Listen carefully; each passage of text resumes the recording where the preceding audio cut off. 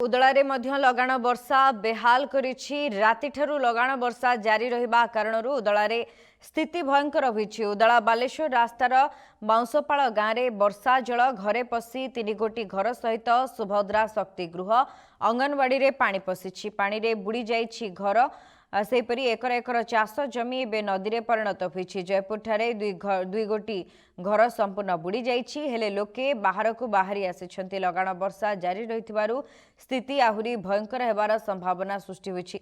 उदला कप्तिपदा एवं गोपबंधु नगर ब्लॉक अंचल में पानी घेर में अनेक घर रहिछि। अधिक सूचना पे आम सहित सीधा सड़क जोड़ी होइछन्ति प्रतिनिधि अक्षय कर रही। अक्षय, उदलारे लगाण वर्षा स्थिति संपूर्ण बेहाल। गतकाली मध्य समान दृश्य रहिथिला। लगाण वर्षा कारणरू नाही नथिबा असुविधार सम्मुखीन हेउथिले लोक माने। तळी अंचलर लोक माननकु कोनोसी मते सतर्क सूचना जारी करा जायछि कि स्थानांतरण पई किछि प्रक्रिया आरंभ होइछि कि? शुभस्मिता,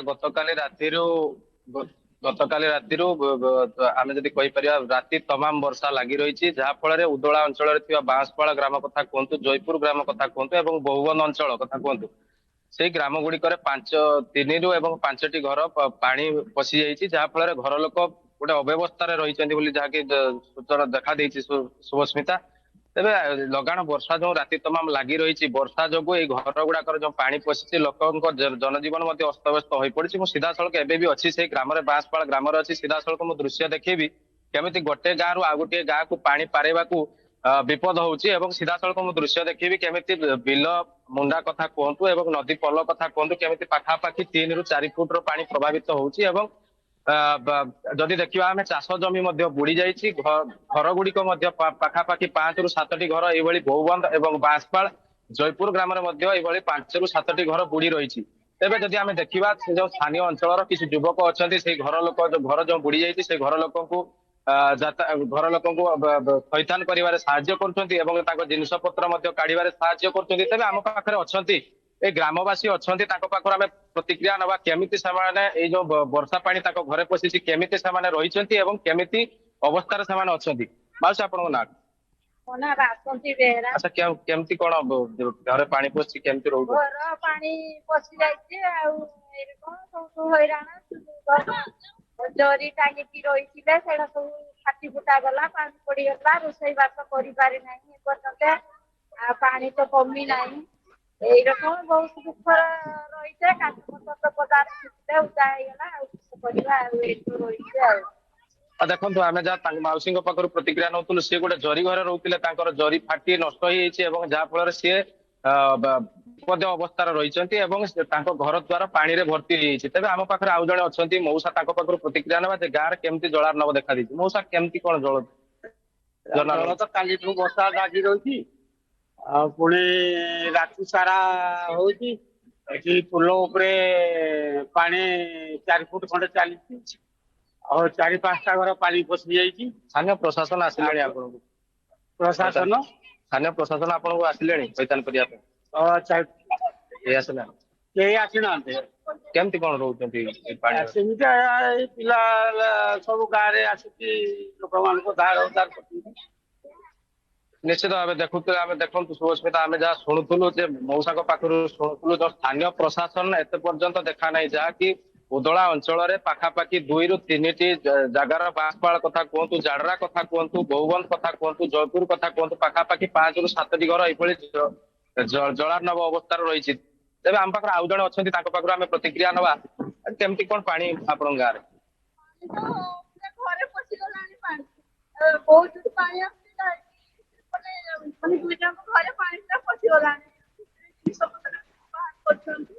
केमती रोचे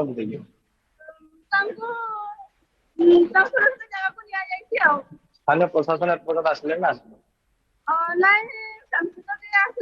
कमिटी वाले छुटिला हम सामान गाँव लोक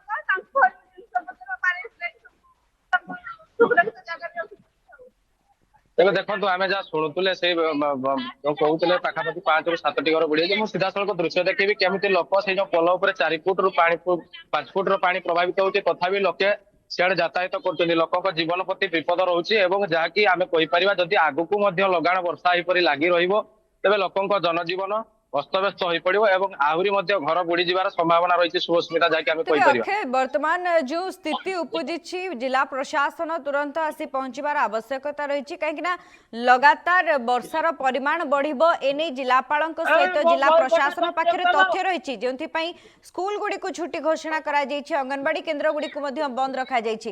ଏହା ସତ୍ତ୍ୱେ ତଳି ଅଞ୍ଚଳର ଲୋକମାନଙ୍କୁ ଥଇଥାନ କରିବା ପାଇଁ କାହିଁକି ବ୍ୟବସ୍ଥା କରାଯାଇନାହିଁ, ତାଙ୍କୁ ନେଇ ଏବେ ବଡ ପ୍ରଶ୍ନବାଚୀ ସୃଷ୍ଟି ହେଉଛି।